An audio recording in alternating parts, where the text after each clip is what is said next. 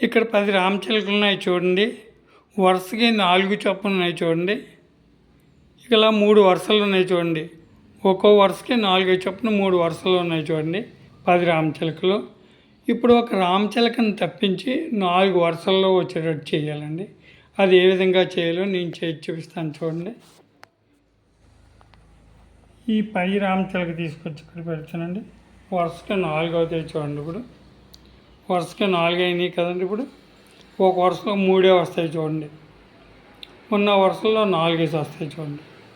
అదేవిధంగా ఎక్కడండి నేను స్కెచ్తో లైన్స్ గీసి పెట్టాను చూడండి. ఒకసారి చిలకలు ఇక్కడ పెడుతున్నాను.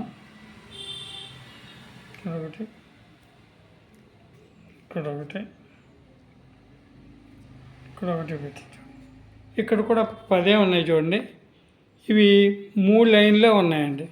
ఇప్పుడు ఏం చేయాలంటే ఈ పై రామచిలకని తీసుకొచ్చి కొంచెం దీన్ని తీసుకొచ్చి ఇక్కడ పెట్టామనుకోండి. 4 వస్తున్నాయి చూడండి. లైన్లో చూడండి. ఒకసారి లైన్లో చూడండి. లైన్స్లో చూడండి 4 ఉన్నాయి చూడండి. చూస్తారా?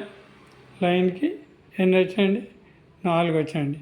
ఇది బాగుంది కదండి ఈ ఐడియా అండి.